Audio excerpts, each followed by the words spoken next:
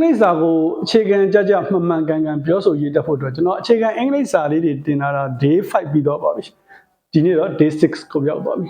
အဲ့တော့ကျွန်တော်ရည်ရွယ်တာကအခြေခံအားနည်းတဲ့ကလေးတွေကိုအခြေခံပိုင်းစေခြင်းတဲ့အတွက်ကြောင့်မို့ဒါတွေတင်တာဖြစ်တဲ့အတွက်ကြောင့်မို့ခက်ဖြည်းဖြည်းပဲသွားကြရအောင်ပါအဲ့တော့ဒီမှာကျွန်တော်ငကိုတင်ခဲ့တဲ့ဟာလေးကိုပဲပြန်ပြီးပြောကြအောင်ကျွန်တော် day 1မှာပါတင်ခဲ့တယ်ဆိုတော့ day 1မှာ e အကြောင်းလေးကိုကျွန်တော်တင်ပါတယ် day 1မှာဆိုရင်ဆီယာမကြီးစပွဲဒီ e အကြောင်းလေးကိုကျွန်တော်ဆီယာမကြီးစပွဲဆိုဆီယာမအောင်ဆိုရင် the teacher e ကနှစ်ခုရှိတယ်ဆိုတော့နှစ်ခါရေးလို့ရတယ် the teacher ဆီယာမ e ထည့်မယ် e ထည့်မယ်ဆီယာမကြီးပြီးစပွဲထည့်မယ် table the table ဒါကဆီယာမကြီးစပွဲ day 2လည်းရလဲရပါဆီယာမကြီးစပွဲပေါ့ကျွန်တော်ဒီ proposition လေးနဲ့ခွဲပြီး day 2စပွဲအပေါ်မှာ sorry day 2လည်းရလဲရပါဆီယာမကြီးစပွဲပေါ်မှာ proposition လေးနဲ့တွဲပြီးတော့တင်ပါတယ်အဲကြောင့်မလို့ဆီယာမကြီးစပွဲပေါ်မှာဆိုရင်အထဲမှာပြင်မှာလာခြင်းလားရှစ်မှာရေး on the teacher's table on the table of the teacher ဆီယာမကြီးစပွဲပေါ်မှာ day 2 day 3လည်းရလဲရပါကျွန်တော်ရှိသည်ဖြစ်သည်ဆိုတော့ဘတ်တူဘီလေးသုံးလုံးအကြောင်းကျွန်တော်သင်ပါတယ်ဆရာမကြီးစပွဲပေါ်မှာစာအုပ်တောက်ရှိသည်စာအုပ်တောက်ရှိသည်ဆရာမကြီးစပွဲပေါ်မှာစာအုပ်တောက်ရှိသည်ဆိုရင် subject ကစာအုပ်တောက်ဆိုတော့ a book ရှိသည်ဆိုတော့ is on the teacher's table ဒါက day 3မှာကျွန်တော်တို့ရှင်းခဲ့တာပါday 3ပြီးတော့ day 4လည်းရောက်တော့ကျွန်တော် this က these က that ကတို့ရအနေအများလေးတွေချိန်ကြအောင်ဆိုပြီးကျွန်တော်လက်ကျင်ခန်းလေးတွေပြပြီးတော့သင်ခဲ့တယ်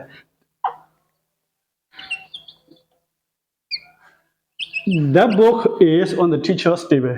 စာအုပ်ကတစ်ခုကိန်းမလို့ that ကိုသုံးတယ်အများကိန်းဆိုရင် those ကိုသုံးမယ်ပေါ့ these ကိုသုံးမယ် those ကိုသုံးမယ်တစ်ခုကိန်းဆိုရင် that က this ကိုသုံးမယ်ဒါလေးပြောခဲ့ပြီday 5လည်းရောက်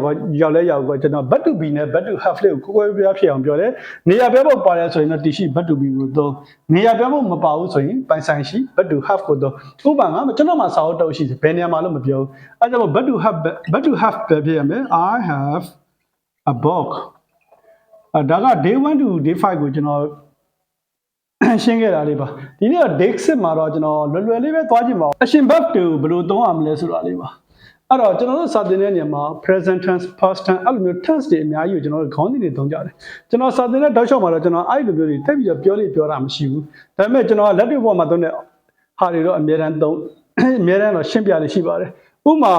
လောက်တဲ့ရှိတဲ့အရာတွေတာမန်အဖြစ်မြင်တွေ့နေရတဲ့အရာတွေသုံးကြည့်တဲ့အခါမှာ present tense ကိုသုံးတယ်ဒီနေရာမှာကျွန်တော် present tense ကိုပြီးတော့ကျွန်တော်ပြောတယ်ကလေးတွေတော့ဘဝ1ပါညာနဲ့ကျွန်တော်အလွယ်တကူပြောတယ်ပေါ့အဲ့ဘဝ1ကိုပဲကျွန်တော်လက်ကျင်ကနေတောက်လျှောက်အများတန်းပေးလေးရှိပါတယ်ဘာဖြစ်လို့လဲ subject နဲ့များကိုမချိန်တတ်မှာဆိုလို့ပါအဲ့တော့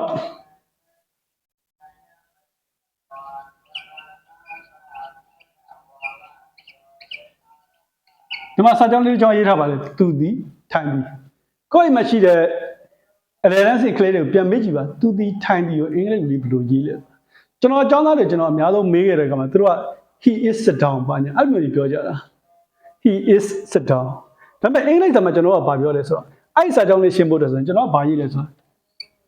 as a ရှိဒီပဲပါလေသူမသည် is ရှိသည်ဖြစ်သည် beautiful beautiful လှပတော့အဲ့တော့ကျွန်တော်ကကလေးတွေကို she is beautiful ဘာသာပြန်ကြည့်တဲ့ဟောလို့ပြောလိုက်တဲ့ခါမှာသူတို့ကသူမသည်လှပသည်လို့ဘာသာပြန်တယ်အဲ့ဒီခါမှာကျွန်တော်ကလေးကိုပြန်မေးတာက is ကဘာဖြစ်လို့ထည့်တာလဲခုနကပြောတော့ is ကရှိသည်ဖြစ်သည်ဆိုအခုဘာသာပြန်တော့ is ကရှိသည်ဖြစ်သည်အဓိပ္ပာယ်လည်းမပေါက်ပါဘူးဘာဖြစ်လို့ထည့်ထားလဲလို့မေးတဲ့အခါမှာသူတို့တွေကြောင်အန်းဖြစ်သွားတယ်အဲ့ဒီခါမှာကျွန်တော်ကရှင်းတယ် beautiful ရဲ့အဓိပ္ပာယ်ကလှပတော့အင်္ဂလိပ်စာမှာလှပတော့ပဲရှိတယ်လှပသည်ဆိုတာမရှိကျွန်တော်တို့ကသူမသည်လှပသည်လို့ပြောချင်တယ်အဲ့တော့တော့မှန်သမျှဘယ်တော့ပဲဖြစ်ဖြစ်သည်ဖြစ်ချင်တယ်ဆိုရင် but to be ပေါင်းမယ် but to be ရှစ်လုံးရှိတယ်အဲ့ဒီကတစ်တော်တဲ့ဟာနဲ့ပေါင်းမယ်အခုကျတော့အဲ့လိုမဟုတ်ပါဘူးသူသည်ထိုင်သည်သူသည်ကရှိထိုင်သည်က sitသူသည်ထိုင်သည်အဆိုင်ဒီစစ်ကတဲ့တွေကထိုင်သည်သူပေးတာကလည်းထိုင်သည်ကျွန်တော်တို့ရေးချင်တာကထိုင်သည်တင်းတွင်တွေဘာမှလုပ်စရာမလိုဒါပေမဲ့ he ဒီအနေကိန်းလို့ speed လုံးကြံနေတာ ਨੇ လုံးဝအမှား okay အဲ့လိုဆိုတော့မနေ့ပြန်ဒီနေ့ကတော့ကျွန်တော်တင်မှုရတဲ့အခန်းလေးကိုပြန်ပြီးတော့ခလေးတွေပြန်နှွှေးပေးတာပါတစုံတရာအကျိုးရှိမယ်လို့ထင်ပါတယ်မနေ့ပြန်နောက်ထပ်